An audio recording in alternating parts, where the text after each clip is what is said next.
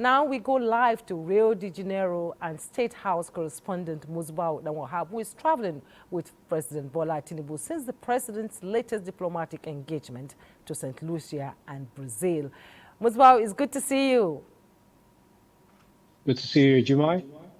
Okay, now the president has clearly been busy since he traveled out. And on this round of diplomatic engagements, can you offer some clarity on other pending itinerary before the president returns to the country?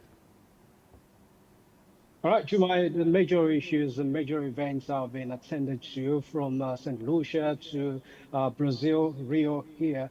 All the events have been held, and just to cross the T's and dot the I's of bilaterals now, which the president is attending to, particularly in the bid to woo private investors, Brazilian private investors here, particularly the JBS Group of company that has been talking with the country about coming to Nigeria to invest in livestock sector, and that is basically what is happening now. And the president is also seeing some other private investors here, which will bring a lot of investments and opportunities to Nigerians in days to come.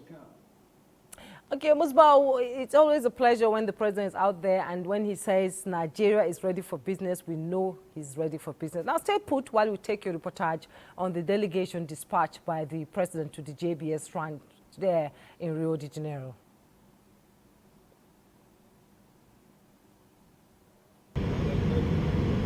Beyond series of conference room discussions, this is another delegation to ascertain seriousness of a potential partnership.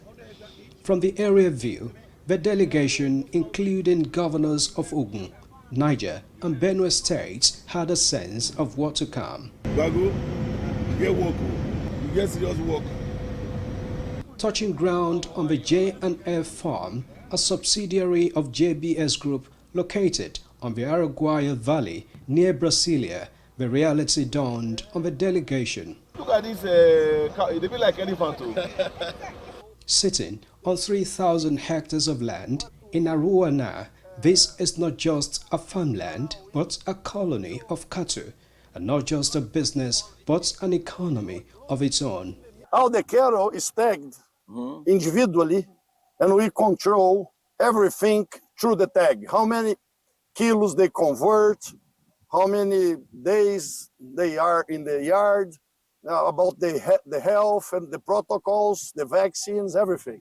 With majority of Nelore and a crossbreed of Angus and Nelore, about 95,000 cattle bred at a different location are brought here for proper feeding for 120 days. It's 3 rounds because it's 120 days on feed.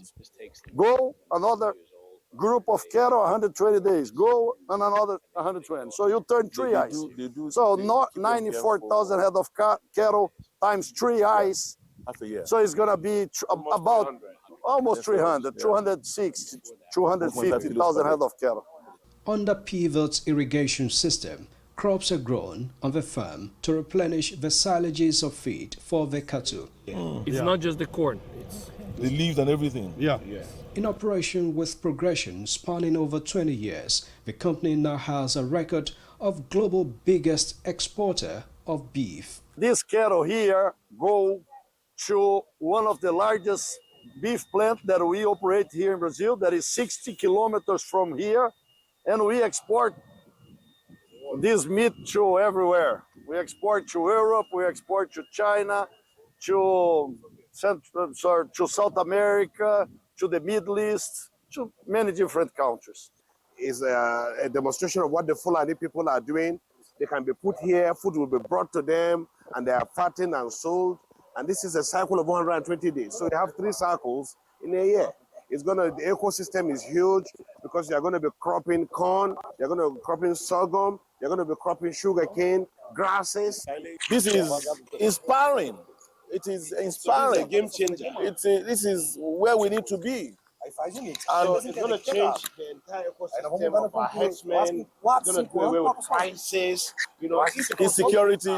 Security because of farmer-herder crisis. If you're able to have this ranching and have cattle in a controlled environment, it takes care of so many different things. It brings employment to our youth, as we know, industrialization, food security, because if we're able to produce all this protein, even a foreign exchange earner.